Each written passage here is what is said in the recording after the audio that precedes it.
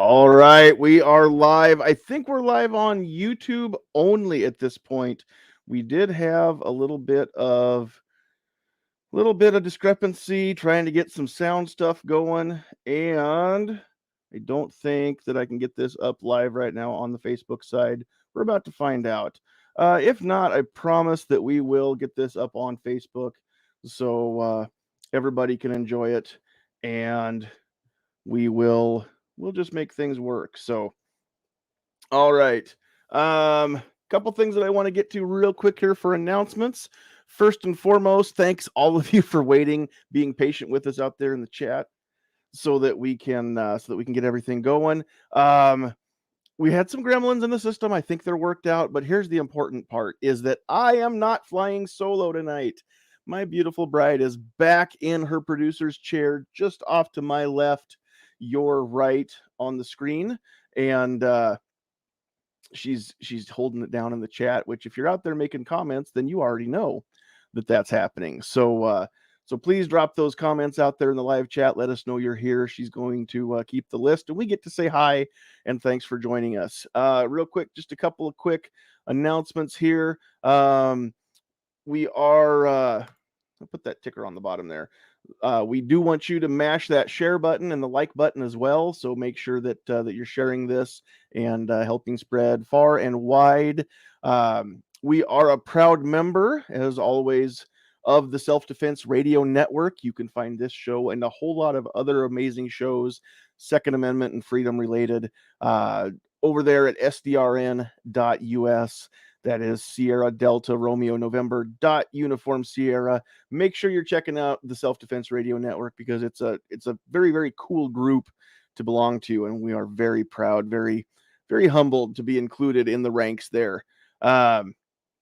All right, and then last but certainly not least, we usually can go live.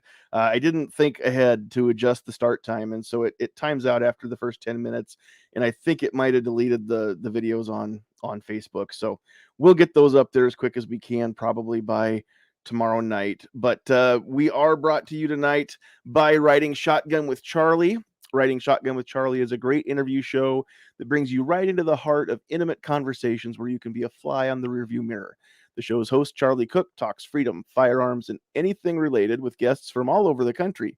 Filmed within the safe confines of Charlie's stagecoach, that's his car, passengers open up about their lives and what is on their mind. Riding Shotgun with Charlie is available on YouTube, Gunstreamer, and the OpsLens app, and most popular podcast platforms, including Self-Defense Radio Network.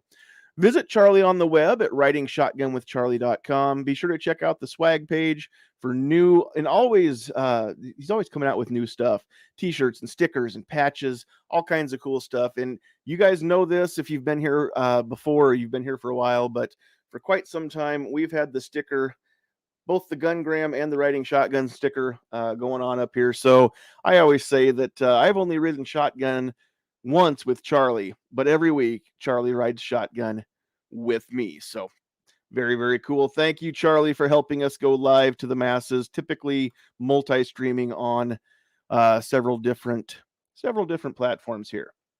So, all right, we have got a special guest, and we're not going to waste a lot of time listening to me talk when we're taking up his time. I can see from my view, you're not on the screen yet, but it looks like your camera feed might be upside down, so you might have to flip your phone a little bit. And there we go. I don't mind talking to the top of your forehead. It's fine. But I thought you might want me. I can't talk. Live podcast, live show. Don't worry about that. You might want me to let you know about that. So real quick here, we're going to bring our special guest in first. Normally I like to save the best for last, but if I do this the wrong way, then he actually isn't up on the screen up at the top, and I don't like putting our special guest at the bottom. So first and foremost, real quick, we will say hello to our special guest. We have got, we'll put him on screen here. Mr. Larry Zanoff is in the house. How are you, sir? I'm doing well. At least you can hear me now. I can hear you. Sorry for the computer problems, but I did warn you that I was not quite a tech head. It's okay. That's I honestly have not had issues like that in a long long time for many of the guests. So you're just special. That's all there is to it. It's not Oh, I am necessarily a so bad thing. special. You have no idea how special I am. And I did see that you even had your resident tech guru in the house working on it too, and it got Yeah, the I best mean, of both of you. if my wife can't fix it, then I'm lost. So Understood. we'll definitely have to look into that, though. But at least we're up and running. Right. Okay. So real quick here, we got a couple other chuckleheads that we're going to bring on the screen and say hello real quick. These guys are kind of my unofficial co-hosts, so they're coming along for the ride. We don't have a full panel. We can put up to 10 faces on the screen. We're not going to do that tonight just because I do want you to get the lion's share of the screen time. So so we do want to say hello real quick to a couple guys, both of them from the capital city of Nebraska. First off, we've got Defense Dad. How's it going, sir? Oh, not too bad. Thanks for having me. You betcha. Thanks for being here. And then also from Lincoln, we've got Travis P11, everybody's favorite tactical teacher. Hey, man, what's going on? How you doing? Doing great. Thanks for being here. Hey, appreciate the invite, man. Thank you. Yeah, heck yeah. All righty. So those of you that have questions for Larry, please get those over in the live chat, and we will get some time here before we're done and field a couple questions. Sometimes the conversation kind of flows, and so if we end up switching gears, we're probably not going to go back and revisit. So please try to keep them, try to keep up with the topic as we try to keep up with topics. But I think we're just going to have a fun conversation. We're not going to get into anything super serious tonight. And here's the other thing that I'm not going to do, because I've seen a lot of interviews that you've done, Larry. I've seen a couple episodes of Gun Freedom Radio. Gun Freedom Radio. I was going to tell you that you were doing that wrong, but yeah. So yeah, I actually I've known Cheryl and Danny for a couple years now digitally. Finally got to, I didn't meet Danny, but we met Cheryl this weekend. They're wonderful. In Texas. She is such a sweetheart. Yeah, their whole family is just, they're just top class people. I can't imagine that the nut would fall very far from the tree there. Yeah. So I'm sure they're all sweethearts. Can't wait to meet Danny in person. That'll be fun too. But yeah, we were at the Alternative Mass Media Conference. AMCON was this weekend in Fort Worth. So it was good to meet a whole bunch of people that we finally got to meet in person and give hugs to. So yeah, I've had the pleasure of not just being on their radio show, but I actually got to work with Danny on a job that I needed some assistance as a second armorer and some additional weapons. Cool. And he came out and assisted, and I think he had a great time being on set, and it was great having him out there. Was that a particular Western that was filmed in Arizona? No, it wasn't. Oh, okay. It was another gun related show, and I can tell you the name and title of it and everything, but then I'd have to kill you. So I can't really, do that right now. It's almost worth it just to find out, but at the risk of having to stop the show next week because I'm dead, it's not worth it. Trust me. We won't ask that question. And I know but Danny did a great job, just so we all know. Good deal. So here's what I was going to say, though, is I've seen several interviews that you've done, and I don't want to just repeat the same stuff over and over that you've already told everybody. So sure. If you want to hear how Larry got into guns, if you want to hear how Larry got into Hollywood, there are some great interviews. Gorillas and Guns did a great interview here about a year ago. Danny and Cheryl have interviewed Larry a few times, and you can find a lot of stuff out about Larry if you just do a little bit of Google foo, as Cheryl would say. So what I really want to know is just some other stuff that I don't ever get to hear about. And first and foremost, again, if you're not familiar with who Larry is, turn on your TV. Watch a TV show or a movie that has any kind of weapons in it, especially firearms. Chances are pretty good that Larry or his company supplied them. So you might not know Larry a lot from in front of the camera, but I guarantee he's done a lot of work on a lot of the movies and TV shows that you love and that I love. And again, we're not even going to get into all of that. I just want to know a couple questions. But first and foremost, I mean, the biggest question I think of the night, how stinking cool is it to be an onset armorer? So I'm not going to lie, it's very cool. Okay. um, but it's a job, Sure. and it's a job with a lot of stress and a lot of different elements to it. Um, you are working in a very, very high pressure environment. Hmm. There's a lot of different crew members. Each one has their assigned task that they've got to accomplish. You've got actors, you've got directors, you've got media people there. There's special effects, there's explosions, there's gunfires, there's all kinds of choreography, there's dialogue. So just imagine, handing off a machine gun to an actor, and, of course, safety is the number one thing that we're always concerned about. They have to do a bit of dialogue, then they have to fire a machine gun, but then they have to do some more dialogue and then fire the machine gun again. So basically, you've got a hot weapon in an actor's hands, and you're basically right outside of frame. Like you can see me here, but now you can't, right? You're like that far away, and you're always wanting to run in, like, oh, he stopped firing, hey guys, take your finger off the trigger, put it on safe, do all the things you want them to do what you would do, Right. but that's not always possible.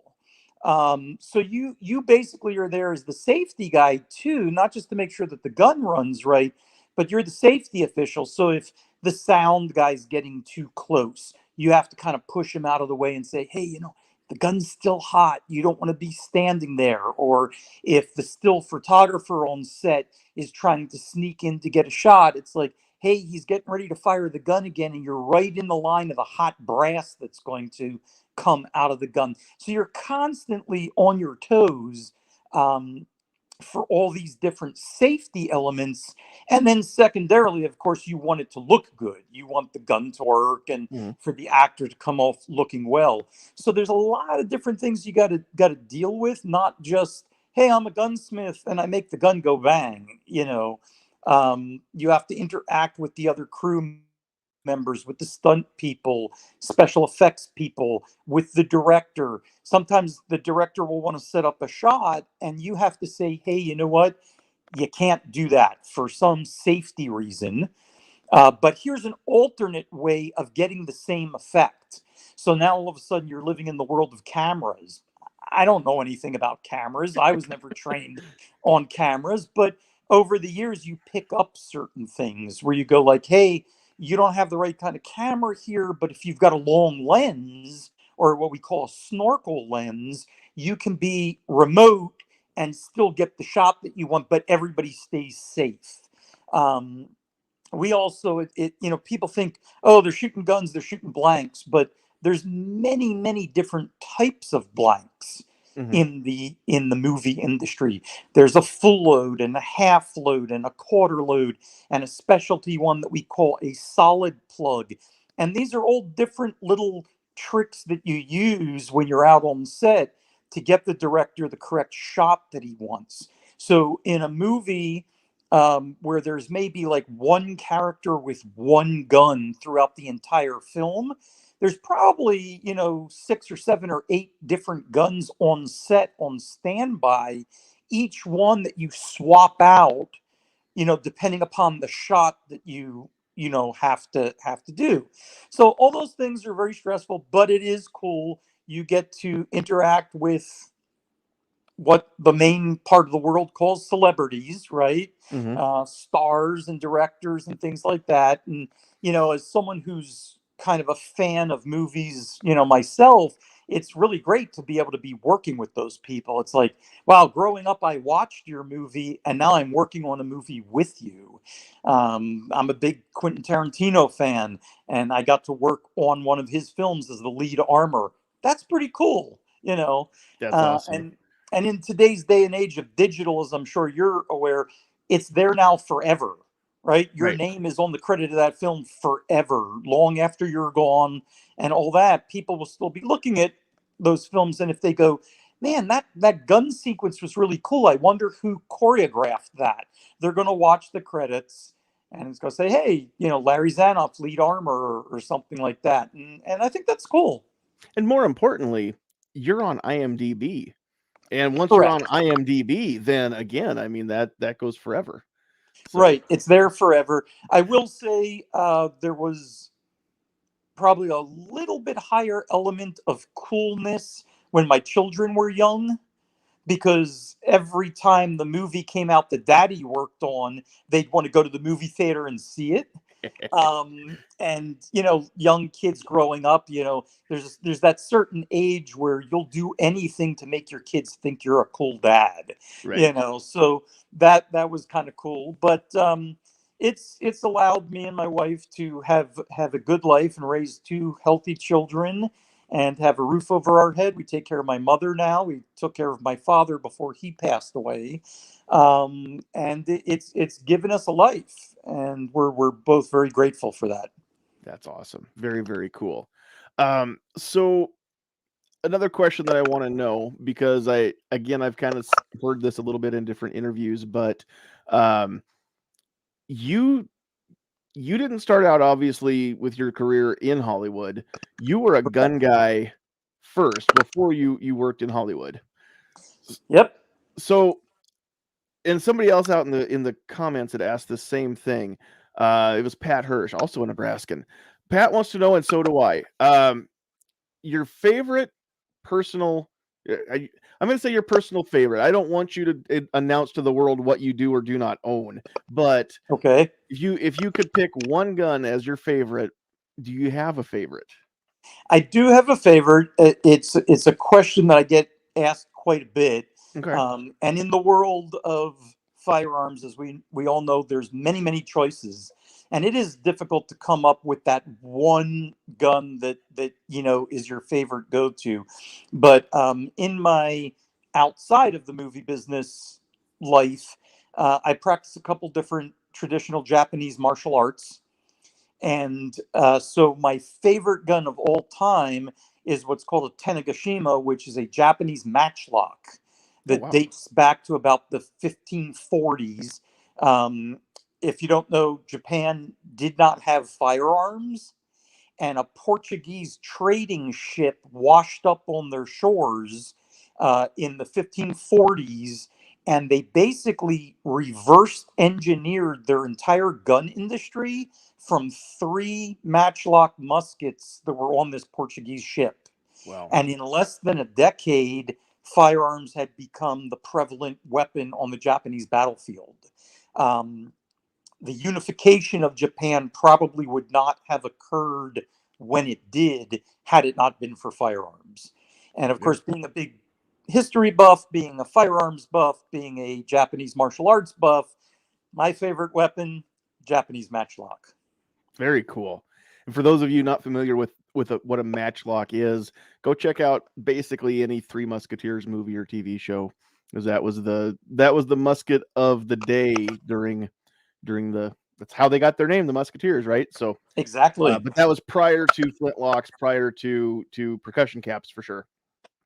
So very cool.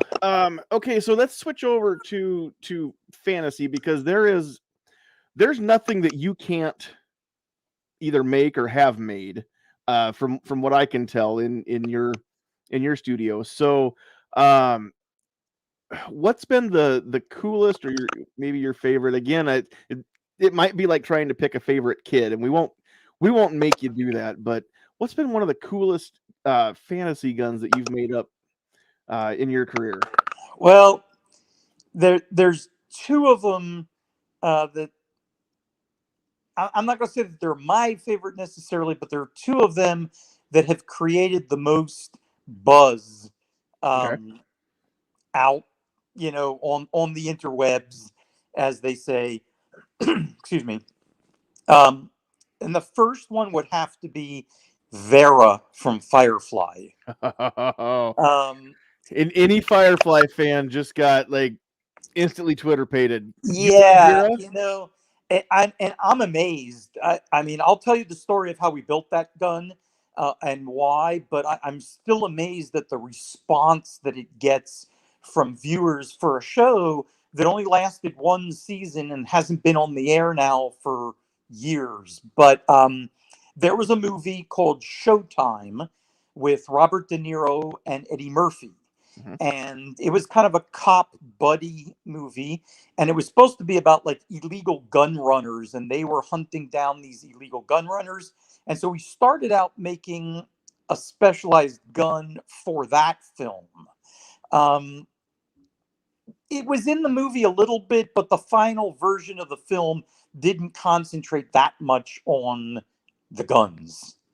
And so we had this thing that was like a really beautiful prop, and it did all kinds of wonderful things like fold up and things that we never got to utilize on Showtime. And then Firefly came along, and so we tweaked it a little bit. We changed some stuff. We added some stuff, and we kind of re-engineered the whole design, and it became Vera. And like you said, you mentioned Vera or Firefly, and there's only two types of people out there: the people that totally love it, or the people who don't even know what it is. And the people that love it, man, they really love that show. And so that is one of my favorite things that I worked on, mainly because I like to see the excitement and enthusiasm in the fans' eyes when it gets mentioned. And that gun, we built 10 of them initially, because again, you have to swap them out for different loads and things when you're making a movie or a television show. And there was a gunsmith named Jim Bolin.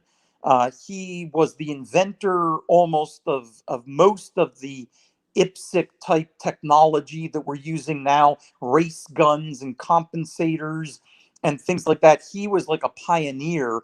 In fact, Cool. when I was in gunsmithing college, um, there was no internet back then and everything. And my big excitement of the month was me and my wife would go shopping down in Reno once a month. And I would stop and I would pick up either Handgunner magazine or Guns and Ammo or whatever. And I can remember one issue that had an article about Jim Bolin, who already at the time, this was what was this? This was early 90s when I was in college. He was already a well-known gunsmith in the community. And I remember telling my wife that if when I go to my, rewards, if I'm half as good a gunsmith as this Jim Bolin guy is, I will feel that I was a successful gunsmith. And then here I was a couple decades later, and I had the opportunity to actually work with him, and we built those guns together. He's since passed away, but me and Jim spent 27 days straight at the shop, Wow. not going home, not seeing our families, working about 16, 17-hour days. We slept at the shop, we ate at the shop to get that first version of Vera up and running. Wow. And that was quite a challenge, really hard work. But like I said, when you see the fans get excited about it, it's very rewarding. Second one, of course, for the same reason, would have to be the silenced shotgun from No Country for Old Men.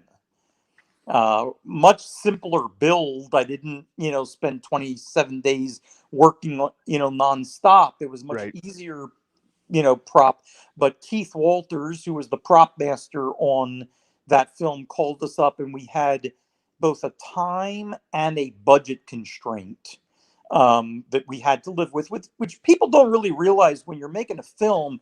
They just see the finished product and Mhm. everything looks cool, but they don't realize that you have to contend with budgets and time schedules and availability of stuff. And so for a much simpler input, we managed to come up with what has now become a very iconic firearm. So I think those are two of my favorites as well, as far as things that I actually got to build, with my own Mhm. hands. That's awesome. Very cool. I've got a couple other questions, and then I will field a few from the chat and have Okay. Travis and Defense Dad give them a little bit of time too to ask a question or two.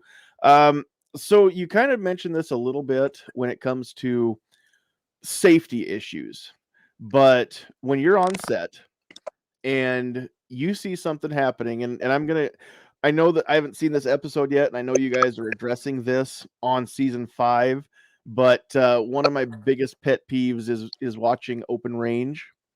Okay. Seeing Costner shoot somebody with a Colt 1873 and they go flying back about 6 feet. I Yep. think he shot one guy with his pistol and put him through the back of the privy, through the wall. Yeah. And so we all know, those of us that are familiar with a little thing called physics, that's not actually possible. However, it makes for really dang good TV and movie watching. So how hard is it being a practical guy and actually knowing how the world works and how firearms work when you see something like that get filmed? How hard is it to hold your tongue?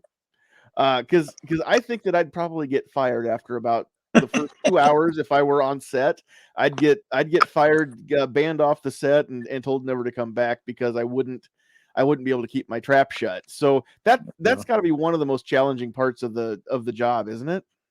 So here's the deal. There's just a couple things you got to always remember. The director is telling a story. Mhm. Even if it's about a true to life event, he's still telling a story.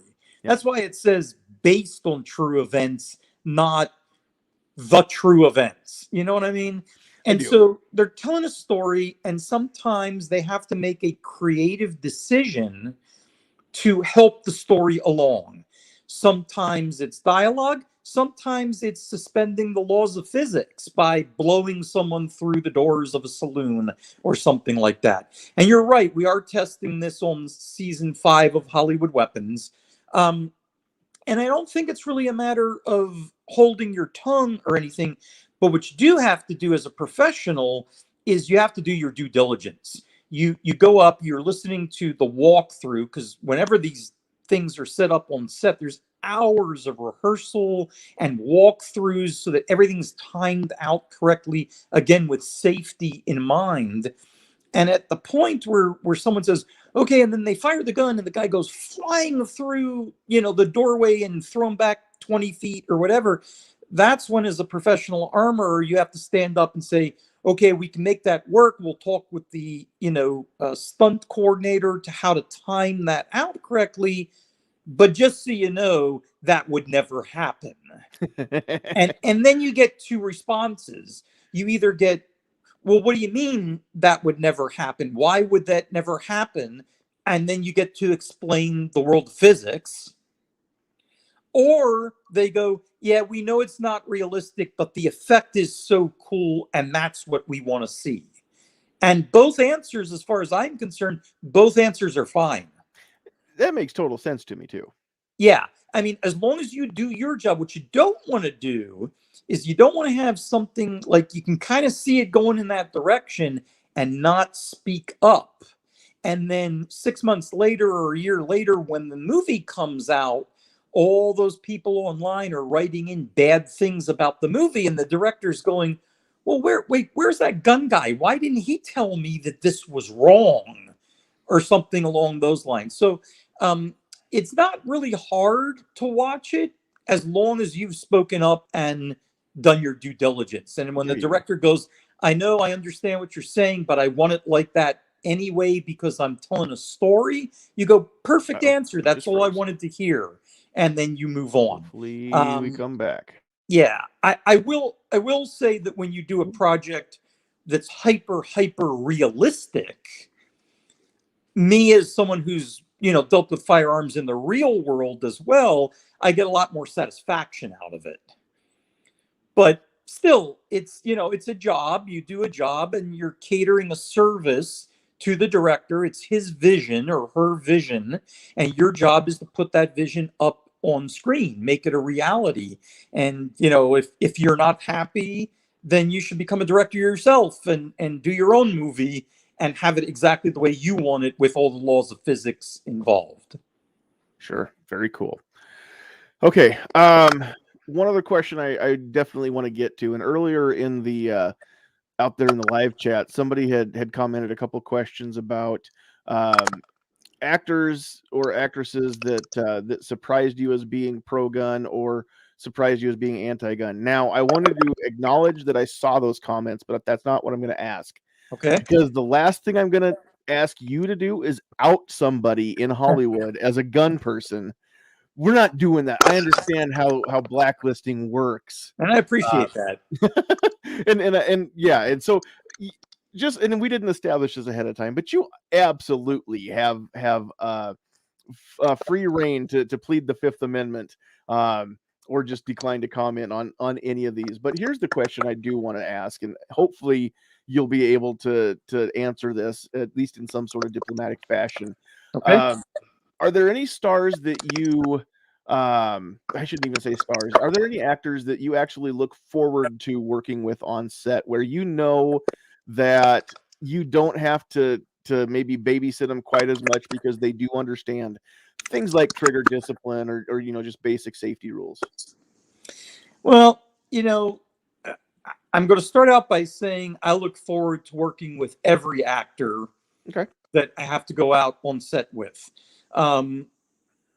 It's a very serious endeavor, like we spoke about earlier, because of safety. So when someone is an actor and I'm the Onset Armorer out there, I feel like a holy trust is being put in my hands for that person's safety, for that person's well-being, as well as the crew's safety, the people that you don't get to see on the screen. And I don't take that trust lightly. That's what being a professional is. You do your best no matter who the actor is that you're dealing with. I will say there are some actors that I've had the pleasure and the privilege to work with on multiple occasions, and some of them are more gun oriented than others. And so you kind of go, oh, cool, Ed Harris is out on set tonight, or something like that. We all know from videos that are online that Keanu Reeves is very good at, gun work. We all know that, Bruce Willis, all the people that are, primarily seen as action stars, they are actually really good with the props that they have to handle. And most of those props as an action star are firearms or weapons, swords, knives, what have you. So I look forward to working with all of them. I have worked with Tom Cruise several times, another just immensely professional actor. He gives 120% of himself for every single thing that he does. And that includes the gun work. We did a very well respected film with him called Collateral.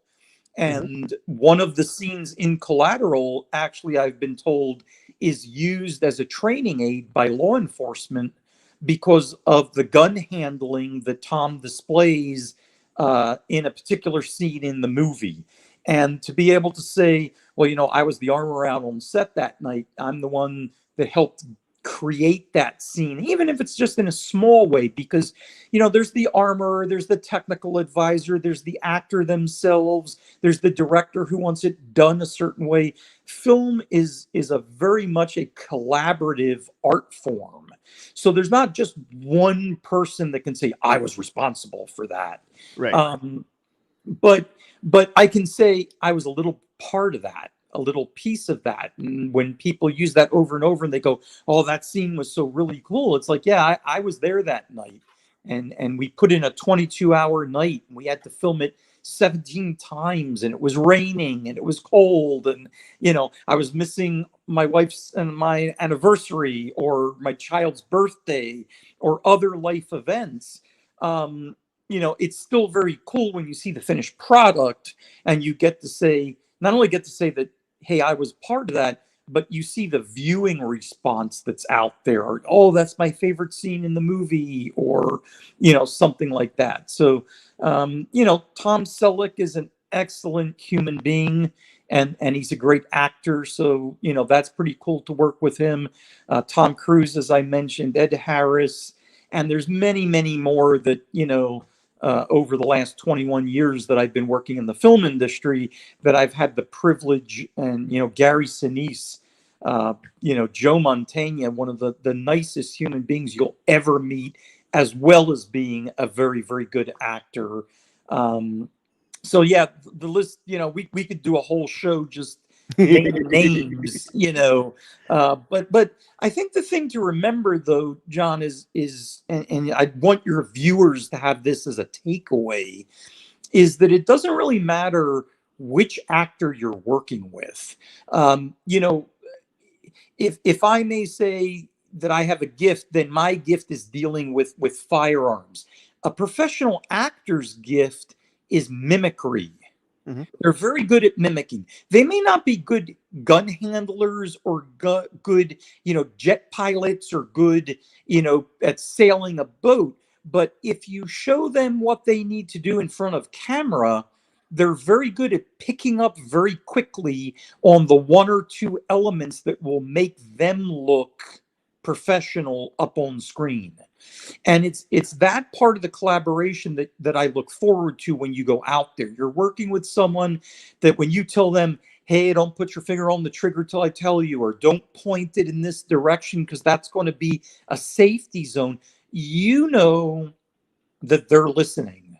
They put their trust in you, and they know that what you're telling them that for a reason. And so it's that collaboration that is just really, really so unique in film. And television, of course, is the same, but other than the entertainment industry, I really can't put my finger on an industry out there that truly has that kind of multifaceted collaboration. Which is really cool. And you can tell me this better than anybody that I know, but it seems like over the last 40 years or so, which is how long I've been paying attention to movies, it seems like the technical aspect and the technical advisors they've gotten a lot better, or they've been more utilized, at least of late, compared to, I'm thinking of like Chuck Norris movies from the 80s versus things from today, whether it's gun handling or conning a ship or whatever is the case. I mean, it seems like as an industry, the consumers are wanting more realism. And so that's been kind of cool to see that, over the last 20 years of those 40, that things are getting more realistic, and becoming, again, those technical advisors are being utilized more and more, especially if something's based on a true story and they've got somebody as a technical advisor on set who was there. I mean, Yeah. those are some of my favorite things to watch. Yeah, it does go in cycles. And I will say that it's probably an unfortunate truth for the world, but it's a fortunate element for the viewers. Yeah. That, when you're doing action movies, a lot of it has to do with warfare. And unfortunately, in the real world, there are wars. And Mhm. so when you see the cycles, sometimes they follow some of the armed conflicts that are out there. If you look at films like Battleground, I think it's a 1949 movie, maybe, about the Battle of the Bulge. It's an old kind of campy Hollywood war movie, but man, the weapons handling is really actually very good. Right. And when you see the three-man team setting up the belt-fed machine gun, they're doing it like they really know what they were doing. And the reason is because it wasn't that long after World War II, and some of those actors and stunt people really were in the Battle of the Bulge. Right. And so they were just doing on in front of the camera something they had done in real life. So there's realism there. We have had, since 9/11, we have been in a worldwide conflict, and we have many veterans who are coming out of the military realm, and they go into the film industry, be it as armorers or technical advisors or script writers. And so you kind of see that uptick in realistic, the weaponry, the gun handling. I know that at ISS, when we're doing a show that is based on reality, we go above and beyond to try to make sure that every detail of the weapons is spot on. And you can see films like American Sniper or Lone Survivor or different shows like that, even films like Lincoln, all the weaponry and the muskets and the bayonets and all. We do our best because we feel, of course, that, a real event happened, people's lives were affected by that event. We owe them that respect to recreate it in the most accurate way possible. And of course, we do that on all shows, but you walk away with something a little bit more in your soul when you do a film that is based on real events, especially if it winds up being a well-made film, and you go, again, I had a little bit to do with that. That's cool. Okay, so that brings up one other question that I have. When somebody contacts ISS to make a movie, let's say especially a period piece, how does that work? Do they just say this? It's set in this year. We need, we need the guns that the Union soldiers would have. We need guns that the Confederate soldiers would have, and then give ISS the free reign to correctly match the firearms to the period? Or do they say, it's set in the Civil War, we want some Colt Peacemakers and stuff like that, and then you have to say, well, that's not historically accurate then? So, or do they just trust you to know what you're doing? So the answer to that is yes. Yes, Okay. to everything you just said. Okay. So the unique thing about a television show, or especially a film, a television show, an episodic, it's like you're making one episode every 5 to 7 days. And the crew does fall into a certain routine because you know how the episode is going to go. There's going to be an opening, there's going to be a middle, there's going to be an end. A film is a little bit more involved, and each and every film is unique unto itself. Okay. Our primary customer is what's known as the prop master. Guns are props. Even though they're real firearms, they are considered props in the film industry. And so we deal with the prop master. And we have prop masters that come to us and say, here's the script, read it, tell me what I need. We have others that come in and go, it's about World War II, it's about the Normandy invasion, I want 50 M1 Garands, I want 3 MG42s, I want, whatever it may be. Then you get ones that walk in and they give you a script, and it's like, hey man, the script says James Bond pulls out his Walther PPK. I'll give you whatever you want, but I really feel like it's got to be a Walther PPK. It really should be. It really should be. We get projects where they come in and they go like, hey, we're doing a Western, but we want everything in the show to be unique. So 1873 Colts are out. 1851 Navies are out. We want something different. We want something that hasn't been seen before. So now all of a sudden you're dealing with, Smith & Wesson Schofields, and you're dealing with, Merwin and Holberts, and all kinds of different guns, because everybody who's creating a movie, they want their project to be unique and different. Mm-hmm. And those are the really challenging ones, because maybe, hey, you like that gun, but there was only 100 of them ever made. And the only 3 that are in existence are in a museum somewhere. I mean, can you imagine someone doing a Revolutionary War film right now and saying, I want 100 Ferguson muskets? Oh, wow. Okay. Ferguson was a rifleman. He had rifle bores. He had breech loaders in the 1700s. Right. Nobody else had that at the time. So, there's one, I think, at the National Firearms Museum, and there's one at the Battlefield Museum of where Ferguson got killed. But other than that, I don't know of any other complete Ferguson rifles that are out there. So now we're having to recreate that, and we'll have to make reproductions. And a very unique situation that kind of speaks to what we're dealing with right here is we did a film called Public Enemies. And in that film, there was a fully automatic 1911.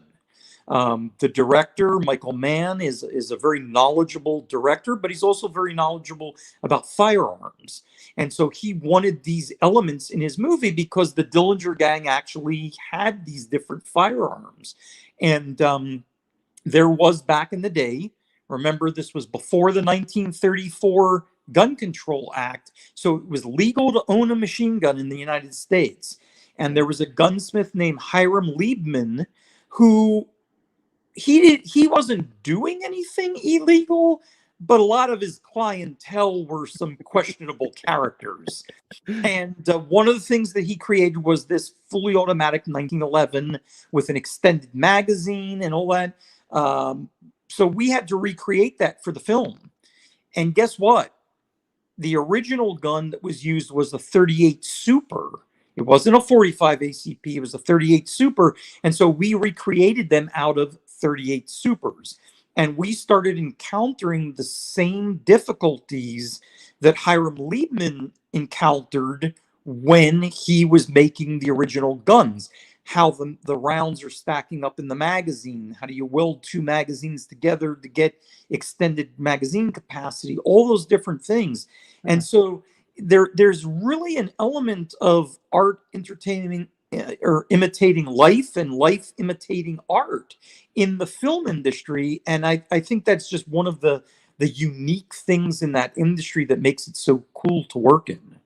So when you're converting a 38 Super 1911 over to full auto, what do you use as your references then? Are there patents still available that you can go back to refer to, or did you just have to reinvent the wheel? Pretty much we have to reinvent the wheel. We are a licensed manufacturer, Okay. so we are able to, convert things back and forth. But again, what we're converting has to also work on blanks. Right. Which is not what these firearms were originally designed for. And so we, in our gun shop at ISS, people like Scott Fritchler, Brian Rogers, myself, and things like that, we've, created a technology that allows us to convert these things and make them run well on blanks. Again, every shop does it differently. There's several other armories out there that kind of do the same thing that we do. There are other famous gunsmiths that are out there. Steve Carnes has been doing this for many, many years. And I'm rambling off names here that probably most of your listeners or viewers have never heard before. Mm-hmm. But that's probably because they never stopped and read all the credits when the credits go by on the movie screen at the end of the movie. And they really should, because you start recognizing some of these names, some of the armorers, some of the technical advisors, and you'll realize that it's a very small number of people that are doing this kind of work at the very high level that people expect nowadays. And again, that's reflected in 16 weeks away from your family every single time you do a movie, missing birthdays, missing anniversaries, all kinds of other life events and things like that. So, you go to the movies, you should sit in your seat until the credit crawl goes by, and you should remember some of those names, because a lot of people put a lot of effort into those different projects that we then enjoy forever, like we said, because you can watch these films. They're so good. You know what's going to happen, but they're so well done. You can watch them over and over and over again. Right. Exactly right. Especially if it's a Marvel movie, because there's something coming.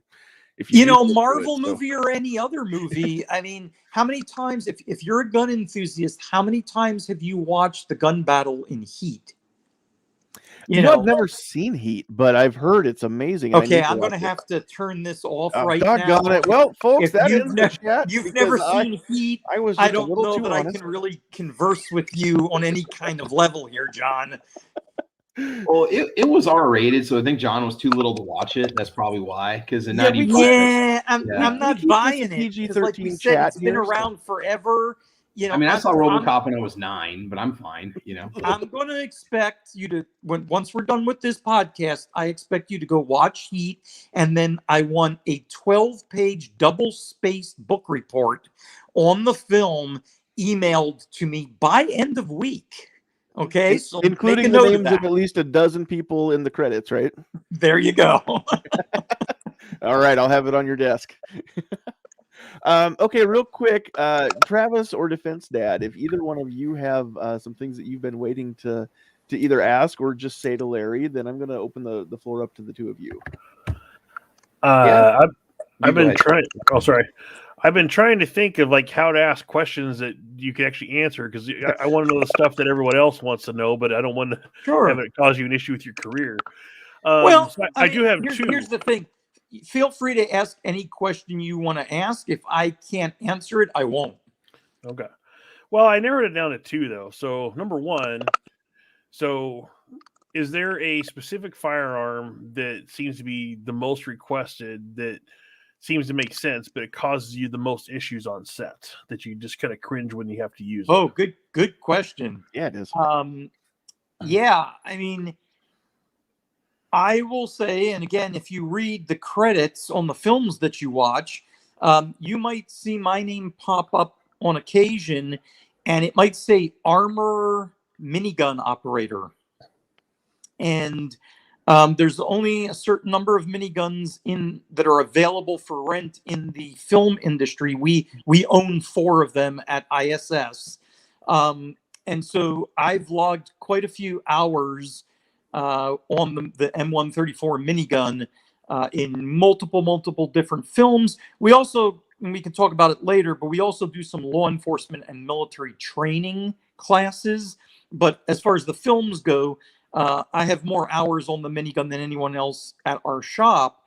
And while it's a breathtaking effect on camera to see 3,000 rounds a minute going through a minigun, it is a very challenging piece of equipment to work with. 9 times out of 10, they don't just want a minigun, they want a minigun mounted to a helicopter or on a fast patrol boat, or maybe even handheld, that the stuntman, jumps off of a, overpass on a freeway with. And so there are so many things that can go wrong with that system that have to be just tuned just right. The best, a comparison I could have is to like a thoroughbred racehorse. On the day, it's amazing. But when things start going wrong with the system, it can be a real difficult thing to work with. And that, I think, is actually where your professionalism shines the brightest, is when things are going wrong. Because if you can figure out the problem and analyze it quickly and fix it quickly and keep on going, then it feels like you earned your pay that day. If everything's always going great, there's not the same feeling. And I always remember my father, may he rest in peace. He has been my guiding light as far as my interest in firearms and everything from like age 4 or 5. And I remember he had a friend over, and I was very young at the time, but he had a friend over, and the friend wanted my dad to go rock climbing with him.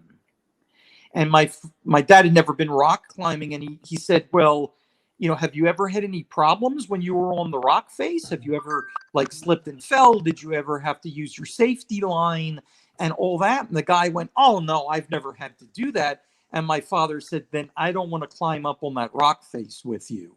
And that always stuck in my mind, because it's like you shine brighter when things are going wrong, not when things are always going right. And so to answer your question, or I hope I've answered your question, the M134 minigun system, it's the one that I both love and dread, because, they never want to mount it to a regular Black Hawk. They want some custom cool looking helicopter. Well, that helicopter wasn't built to mount miniguns on, and you have to create the mounts as well as how you're going to feed it and all those different kinds of things. So it's a challenge. Yeah. I kind of figured that would be one of them. I was half wondering if it wouldn't be something like with the M60 too, because they don't tend to be as reliable as they show in the movies, from what I understand. Yeah, so I'll let you in on a little bit of an oddity in the film industry. You are correct, by the way. Anytime it's a belt-fed system, your hackles kind of go up, and you kind of have to put extra effort into it. But there's a weird scenario in the entertainment industry. If you're in the military or you're in law enforcement, you're trained how to handle your firearm. And if, God forbid, you have to use that to either preserve your own life or the life of others, and the gun malfunctions, you're trained to clear the weapon and continue on with the fight. On a movie set, you really can't do that, because there's a helicopter flying overhead that's timed in with your gunfire. There's special effects explosions that are timed with your gunfire. And so we are in a weird situation where we've taken a firearm that's not designed to fire blanks. We've created a technology to convert it to blanks, and we're striving for more reliability on screen than exists in the real world. Because every time you do that take, it's hundreds of thousands of dollars to reset it every time. And if the take wasn't good because your gun didn't work right, you're kind of standing there with egg on your face.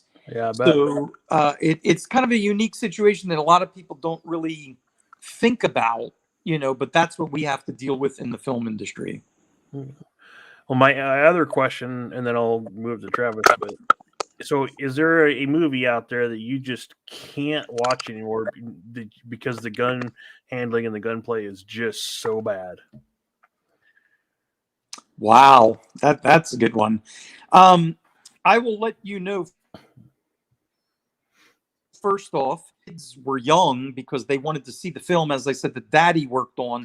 I'd go and see it with them. But in general, I don't like watching a movie or a television show that I've worked on, because you're too close to it. You were right there. Sometimes you'll see little imperfections that the viewing public doesn't see, but you're like, oh God, that was that 21-hour night when we were there in the freezing cold, and it doesn't look quite the way you hoped it would look and all that. So I don't like and can't really comment about that on films that I've worked on. However, yeah, I was more asking about ones you hadn't worked on. For instance, Sure. I watched Delta Force the other night just for old time's sake. Of course. And I almost couldn't get through it. Yeah, and so that's exactly what I was going to say. I would have to say that some of the older productions, films, and I love Delta Force. Don't get me wrong. I think it was a great, entertaining movie at the time. But that is one of those films where we're kind of disconnected from reality, and I don't know that anybody ever really ran around with twin Mac 10s on motorcycles with rockets that launched off the handlebars. It was one of those films that kind of like started out in the real world, and by the end of it, you're going like, oh, dude, come on. There was a scene in there was blatantly obvious that Chuck Norris did not know how to ride a motorcycle because they had him taken off, and he never took his feet off the ground, and they were dragging because Training was going on there. Now, I will tell you, here's a weird parallel, and this shows you how, like John was saying earlier, how the bar keeps rising higher and higher. In that movie, if I'm not mistaken, and it has been a while since I've seen it, the end is, the plane's taken off, and Chuck's got to like climb onto the aircraft at the last minute as they're heading off. And of course, that was all done, with stunt doubles and things like that. And nowadays, you look at like one of the latest Mission Impossible movies where you see Tom Cruise doing that stunt for real himself. Yeah. And that's a weird comparison. And sometimes it may not have been that, Chuck didn't know how to ride a motorcycle or something. It may have been just the filming technology that was available at the time didn't allow it to be filmed in as realistic a way as you would want it. And sometimes it's affected by budget too. I mean, that was a Golan Globus, group production, all those Chuck Norris films, and they did wonderful in the box office and everything. But Golan Globus, I don't remember any Academy Awards that they ever won before. So you have to kind of take it with a grain of salt. But I will say some of the older scenes are a little bit difficult to watch. Things where you have, 6-shooters that fire 12 times in a row without reloading, muskets that fire twice in a row without reloading. It's like, oh, that kind of crazy. Of course, Those I don't know. rounds were superposed. Thank you. Yeah, exactly. And I, I don't know about you, but when I see films like that, my wife is watching them with me, and I'm going like, "Oh, that was horrible," and she's like, "Just watch the film. Don't worry about it. It's just a movie," So My wife that of has course makes it never better. my wife has never actually admitted this to me, but I'm pretty sure that if I wasn't within earshot, she would tell you that I can suck the fun out of watching any movie, especially movies with guns.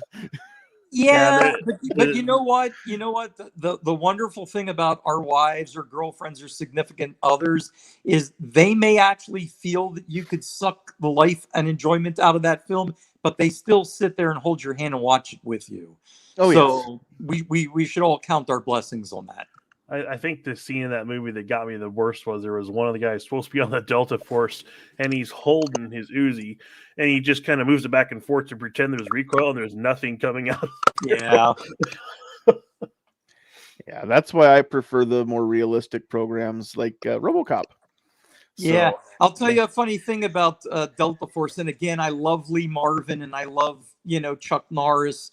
All of his shows are great. I also respect him, of course, as a martial artist, very accomplished martial artist and everything, as well as being a good human being.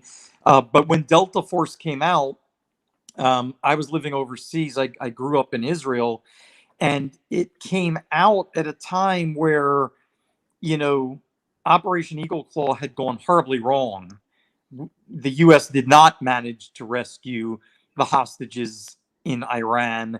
However, it came out after the Entebbe raid when the IDF did manage to hostage rescue the hostages from the Entebbe situation. And so for me personally, it was very difficult to watch that film as well as some of my other, you know, friends that were in the army with me because of that. And it was like, yeah, you just had too much of the feeling that we were really watching fantasy. We weren't watching reality. Yeah. right. All right. Travis, do you have anything that you want to ask Larry before we start to wrap things up? Yeah, a couple. Larry, did you guys work on Den of Thieves? We did. Okay, We that's supplied all the weapons for Den of Thieves. Yes. yeah, love it. And so I now blame you for the reason why I want to buy a Noveski Diplomat, which is going to cost me like $3,500. But anyway, I'll just send you the invoice on that. You can blame me for all of it. I'm still not going to pay the invoice. But Dang it. Anyway, it's one of the things in the movies, the movies are memorable, the action movies growing up. What I always seem to remember was the specific firearms that each character carried. I think about the weapons that were carried in Predator and Den of Thieves, especially. Each character has their own unique guns. So when it's a movie that's not like historically set where you would expect certain characters to have certain firearms, how is it determined who's going to carry what? Because it seems like so many times the weapons just seem to fit the character or their style. And it always seems to be like in Den of Thieves, it really kind of sticks out like that, Yeah, and that's an excellent question, and thank you for bringing it up. And I'm going to unabashedly self-promote and pat ourselves on the back because that is the Onset Armorer. That is, the ISS Armory working in conjunction with the prop master, coming up with these choices and suggestions because we read the script and we go, man, I'm kind of going to put myself in that character's shoes. He's, an ex-Army Ranger. He's got this kind of backstory. If I were him, what kind of gun would I pick for myself? And so sometimes the producers and the directors and the actors come in and go, this is what we want. But when we do have shows like Den of Thieves and other projects where we get to put that input into it, and then people like you watch the film and go, man, it seems like every character, the choice of weapons was pegged perfectly. that makes me feel good. Again, it makes me feel like we did our job, on that film. And that's what the Onset Armor does, the motion picture armor. They are a technical advisor, they're an armorer, they're a safety person, they're all those things put together. They're kind of an assistant to the director in setting up the different choreography. We call it gunfight choreography because that's what it is. And we work with the stunt crew, and we work with, the effects crew, and the armor is a very, very important cog in any movie that has firearms, even if they don't get a credit at the end of the film. You guys got to remember that just because you worked on the film doesn't mean you actually get your name on the credit roll. There's all kinds of different reasons why certain names get put on and others don't. Sometimes it's like, oh my God, the credit roll would be longer than the movie itself if we put every single person's name on it. By and large, if you worked the whole 16 weeks on the movie, you're part of the crew and you get your credit. If you're an armorer, sometimes you're only there for a very small segment of the film. The 3 or 4 gunfire scenes. And so you may not get a credit, but behind the scenes, that is the Hollywood motion picture armorer who's made those choices and suggestions. Yeah, thank you. Because it just seems like I don't know, it's like the weapons always seem to fit those characters. And I'm an addict to the International Firearms Movie Database, that IMFDB or whatever it's called. I'm always looking up movies and seeing what guns are used, and that's kind of interesting to see what the choices were. So yeah, don't always get it right though. Chris, who created IMFDB, is a good friend of mine, and we've had many conversations.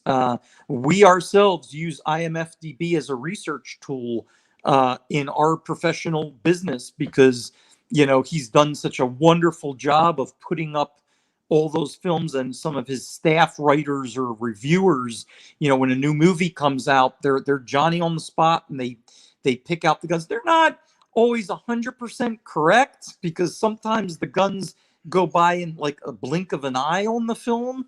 And that's when we maybe contact Chris and say, hey, dude, you know what? We didn't really use that gun. This is what we did. And this is how we created that, because I want IMFDB to be as accurate as possible. So you're putting correct information out there to the viewing public.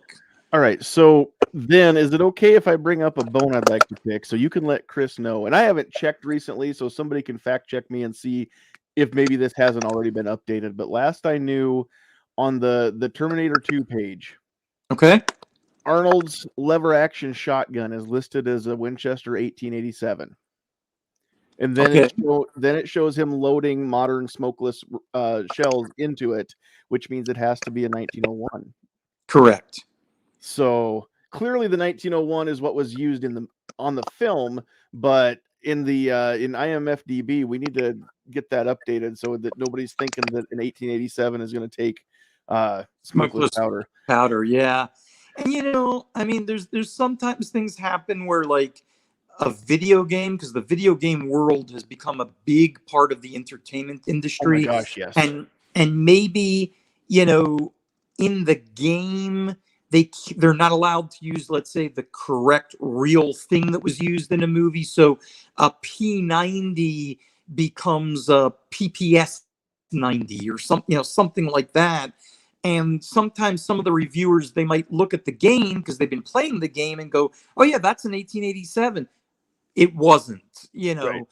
So yeah, things like that have to be updated. But like you said, the viewing public demanding more and more accuracy has pushed the bar higher and higher and higher. Now, I will say that you've got to keep in mind that sometimes what you see on the screen isn't reality, John. What? And Wait a minute. I know it's not real. That is just like RoboCop. That's one of the most realistic movies I've ever watched. Don't tell me. But sometimes it's a house of cards, Larry. And it may be that particular gun, that 1887, was portraying a 1901 in the film. So maybe IMFDB isn't 100% inaccurate in that case. The other thing is, you have multiple units over multiple areas, geography, countries, states, things like that. And so you could have a stuntman with one gun in Arizona filming at the same time as the main actor with a different gun is in Hollywood. And so maybe there weren't enough 1901s around, and for a specific stunt segment, they go, okay, we've got an 1887, it's close enough, we'll make it work. That's awesome. I know you'll never watch the movie the same way again, I but need to cease and desist the conversation because I don't want the curtain pulled back too far. there you go. I don't want to dispel the magic. I just want it to work on screen. So I'm going to quit asking questions like that. And I should point out, by the way, that it was you that asked me to come on your show. So if any bubbles have been burst here, you it's don't my have fault? anyone to blame but yourself. Yeah. That's okay. That's okay. Totally fine. All right. Defense Dad or Travis, do either of you have anything else that you want to ask Larry? Because it's time we start wrapping things up anyway. Not because he's picking on me, but because I promised him I wouldn't take all of his night away from him. Dare I say you're getting a little gun shy, John? Wow. So, Larry, last one is: did you guys also work on Sicario? We worked on Sicario, both 1 and 2. Thank you. Okay, because Yes. that's another one of my favorite gun films. So And I'd like that's to another one point that got out, me that has me too- wanting to go buy another Hollywood gun. So yeah. Yeah, and I'll point out too that again, for people that maybe don't read the credit rolls, but you should. Sicario 1 and 2, the prop master on that was a gentleman named Keith Walters, who was also the prop master on Lincoln, which is an Academy Award winning film, as well as No Country for Old Men. And so there is a professional collaboration with the same prop masters over and over again. And when you start recognizing those names, you start going like, wow, I really enjoyed this film. I can't quite put my finger on it. Why? And you realize, oh, it's the same prop master. It's the same director of photography. It's the same Onset Armorer. These are the guys that are putting things together and providing you the entertainment that speaks specifically to you. Sicario, 1 and 2 great films, by the way. Do those positions in the crew typically, does a director find a DP or a prop master that they would like to work with and typically make several movies together then? Is that how that works? Absolutely. Like I said, it's a collaborative team effort. And, if everything, it's truly trying to capture lightning in a bottle twice in a row when you're making films. And there's been films out there where the first one's been great and the sequel was horrible and you just never developed it into a franchise, right? And it's because you weren't able to capture that magic. And when you get a crew, and it's not just director of photography and director and prop master, it's everybody, down to like the catering, down to craft service, the grips, the electricians, the people that do the lighting, the wardrobe people. When you get a team that works well together and was able to produce a successful project, you want to maintain that team. You really do. And you see things like was mentioned earlier, like Marvel movies. You look at things like Michael Mann projects or the string of Mission Impossible movies that seem to be, some of them are better than others, but these things seem to be successful time after time after time. It's because they've developed kind of a system. We know what we want. We know who can give it to us. And so they keep coming back. That's how we have our repeat business at ISS. We provide a good service from the gun itself that works well to the armor that we send out on set with that can interact well with the rest of the crew, all the way through to the post-production where we do a lot of post-production sound recordings, not with blanks, but with live ammunition, so that the soundtrack of the movie or the soundtrack of the video game is as accurate as possible. So we pride ourselves at ISS that we're a one-stop shop. And we call it, we can provide everything from rocks to rockets. And it's not just the item itself, it's the sound effect of the item, it's the visual of the item, it's the digital scanning of the item. And thank goodness we've been successful so far, and hopefully we will continue to be. That's awesome. Very, very cool. All right. Well, before I wrap things up, I've just got two things, and Okay. I don't know that you're going to be able to help me, but I'm going to throw these out there. First of all, if you can get me one of those 6-shooters that never runs out, I would love to have one, and I think probably Yeah. everybody would. Personal message me after the blog, and I'll take care of you. Okay, right. And then next up is just one other bone, and I don't know if you're personal friends with Taylor Sheridan, but loved watching Sons of Anarchy, hated hearing all the Glock 17s cock the hammer. So I don't know if you know the right person to get that word out in the in post where let's not put all these sounds in. I get it. I understand dramatic effect. Same reason You know what? why I've every seen. cop gets out of their cruiser and then cocks their pistol. Or Yeah, I mean, here's the get it. comparison, It and makes it's a good sense. point. It's a good point. It is a story point. It's dramatic, Mhm. input, but it's kind of like you're a police officer that's getting out of his cruiser. You're going into a building where a dangerous criminal is inside the building. It's a fact. He's in there, and you've got to go in there and get him or her out. And you walk through the entire building searching for the criminal without a round in the chamber of your shotgun. Right. And it's not until the last minute you go, I really mean it. And, you wouldn't do that, would you, in real life? But you're telling a story, and it's a dramatic moment. And so that's where you have to kind of go, into a little bit of suspension of reality. Sure.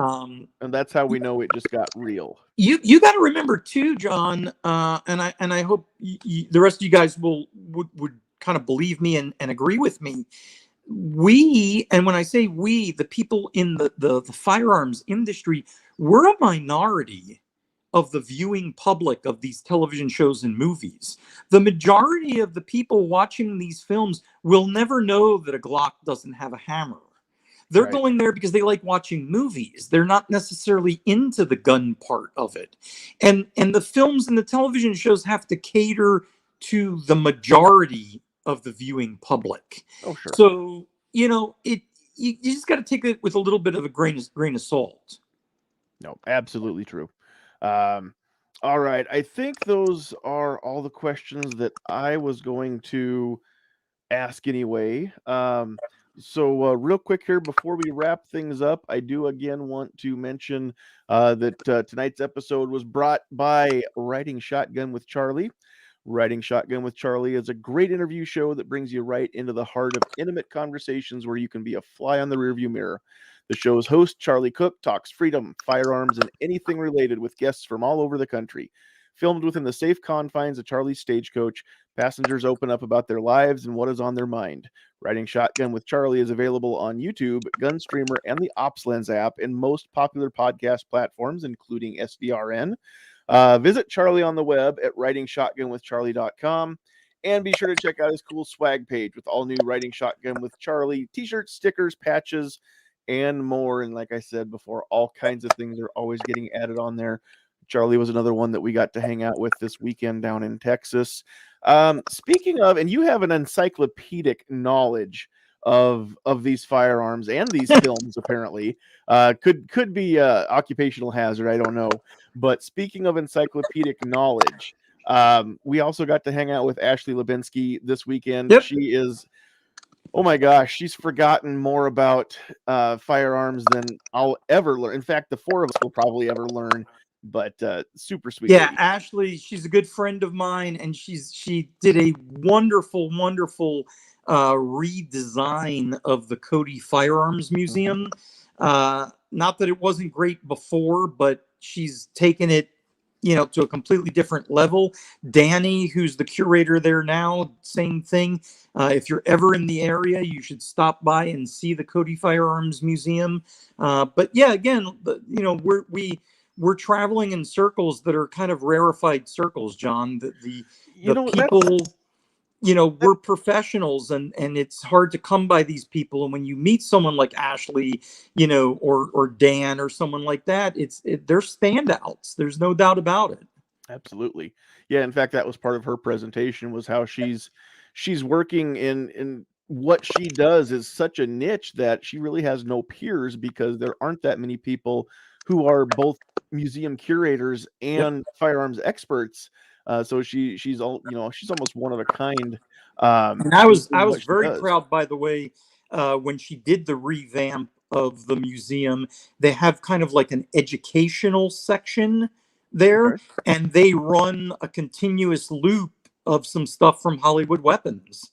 Oh, cool. And we, the Outdoor Channel, and the people that work on the show itself and everything, were just extremely honored to have that up there, and to think that, as all the visitors come through the museum, they see, some of the work that we do, and we get to explain stuff in this little clip that runs through. And all of that was, some of Ashley's brain children for that redesign of the museum.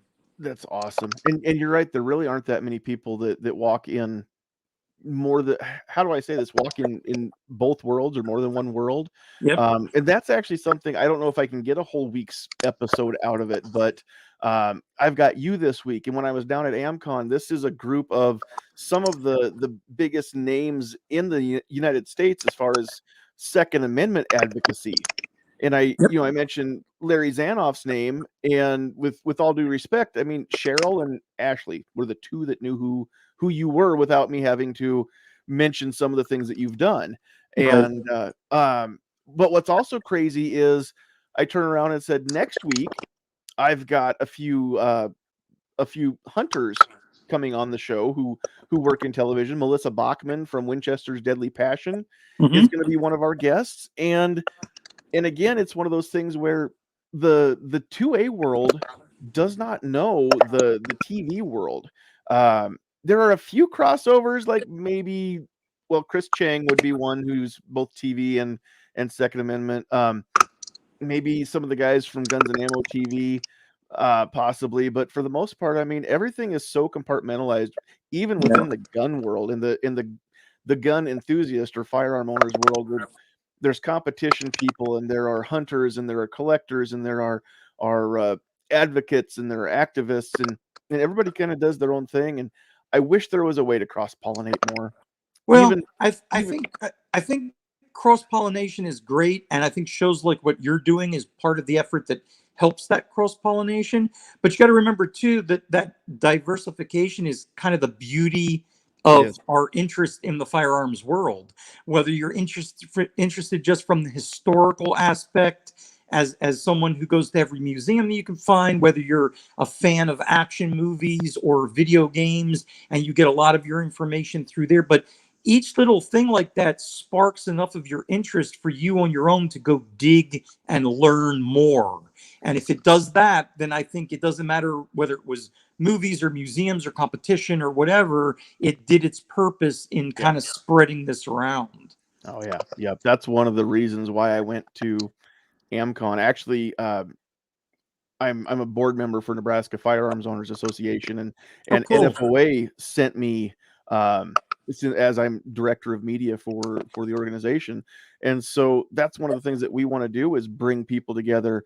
I want all of Nebraska's hunters and collectors and competitive shooters to all come together. And it's so hard to get people to, get out of their comfort zone and write a letter to their senator that says, hey, our liberties as Americans are being trampled to death here. And there's just not enough people doing anything about it yet. And the reason that I can say that confidently, and I'm not trying to throw anybody under the bus, but I kind of am, but it's also because they keep taking more of my freedoms away, which means I know that not enough people are speaking out. If we could get even a couple million of America's gun owners to stand up and be counted and say, not one more inch, I'm not going to give up anything else, then those Congress critters would listen. But I think it's that's just, kind of happening.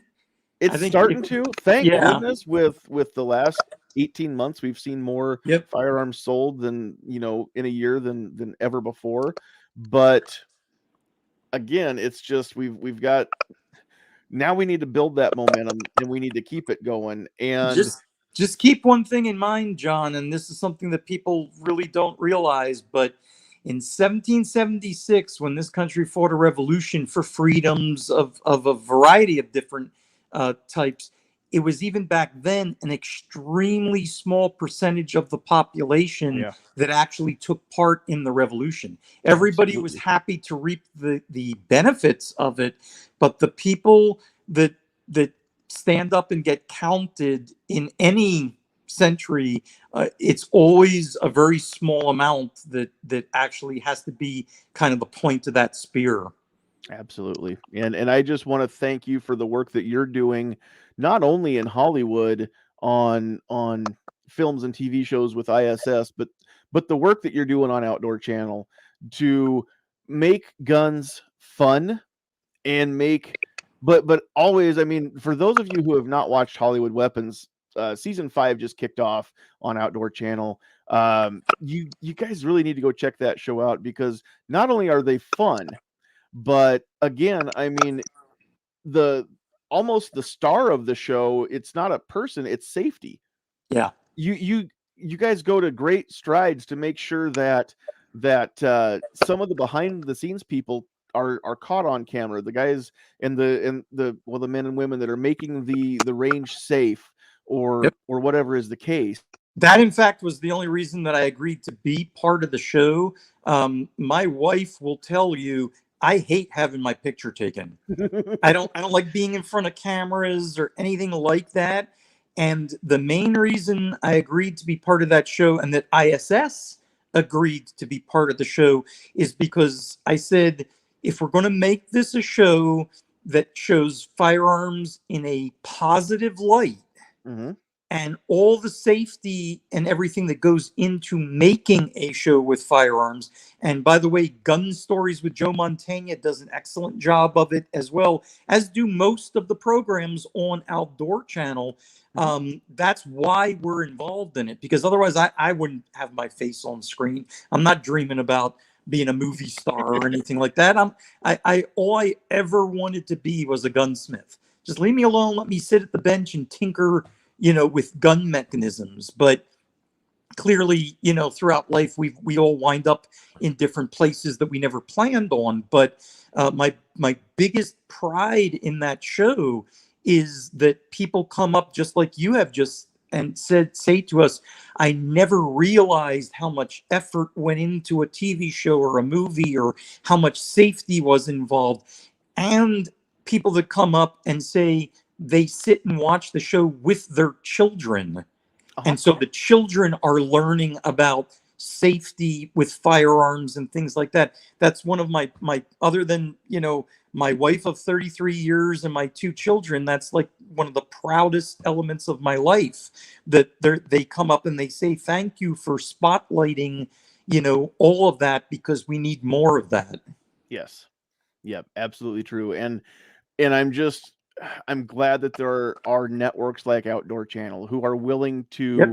to buck the current trend and not only feature firearms, but feature responsibly used firearms, and people who not only know how to use them, but they actually take time to talk about being responsible with them. I mean, it's just Correct. it's great. I wish more people watched Outdoor Channel, because it's not all about, somebody that's catching a fish or shooting a deer, although those are 2 things I love to do as well. But I mean, there are so many great shows out there that are available on the network that Well, have nothing to do with hunting. So podcasts like what you're doing right now help spread that around, and hopefully there'll be some people that listen into you tonight that maybe never watched stuff on Outdoor Channel, but then they'll go and look into it, and that just increases the viewership. So absolutely, thank you for highlighting that. The more viewers, the more sponsors, the longer and better the show can go, or can get. So please do that. And I tell you what, before we sign off, I just want you to know that I will keep the secret safe. I know on Hollywood Weapons, you typically play the straight man. Yep. And you always seem to be very, very exasperated and just have very, very thin patience for Terry's antics. But you've been nothing but gracious, even the fact that we had to reschedule tonight.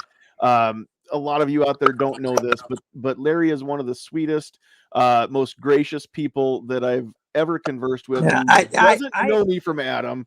I do have a reputation to hold up here, so please don't go that So far. I'll never tell anybody that you're actually a nice guy. Your secret Well, I is safe appreciate that, with John. me. I really appreciate that. And, you know, it is, again, I don't have any aspirations to be a television or movie star, but yes, I am the kind of the straight man on the show, and Terry's little bit of the local yokel kind of guy, the goofball and everything. But everyone in that network and on that show are just the highest level of professionals, the nicest people to work with, as are most of the people in this industry that I've had the privilege to be involved with, you included. So it is a pleasure to work with them, and I thank you so much for inviting me on the show. I'm so sorry that we had some technical difficulties at the beginning, but hopefully you'll be able to take care of that with some kind of rebroadcast later on. Yeah, And I'm always happy to come back on. If you ever want me again, feel free to touch base with me. And if I'm available, I'll be happy to chat with you. And hopefully someday we'll get to meet each other in person. That would be amazing. Absolutely. And you're welcome anytime that you want to join us. Absolutely. Open invitation there. You're welcome at my fire anytime, pal. Appreciate that. that. Real quick here, before we sign off, we're going to go to the list. And oh, it's so good to have my bride back with us. All right. So we've got a little bit smaller list tonight, but hopefully we're going to grow back. Taking a month off of doing the show really puts a damper in people's schedule, and coming back on a different night in a different time. Everybody's going to find us again. I know they will, especially with some of the shows that we've got coming up. So tonight we had Pat Hirsch, Scott 79, Patriot in the Dark, Defense Dad, Tacos and French Fries Making Us Hungry, Agorizer, DJ Play Nice, Gunpowder Beauty, Mike, Vash Matrix. So thank you all for joining us and commenting out there in the live chat. If you're watching this on replay, if you're watching this on Facebook, it's going to be replay, obviously, because of the technical difficulties. But here in another day or two from this is Thursday night, so by Friday night or maybe Saturday, I'll be able to post this up on Facebook on both pages and make sure that Larry gets that link as well to help share it. So, and John, if you do repost that and you wind up getting questions after the fact from your listeners and everything, feel free to forward those questions to me, and I'll be happy to answer them. And then you can, give them those answers online at a later date. Perfect. Very cool. Thank you.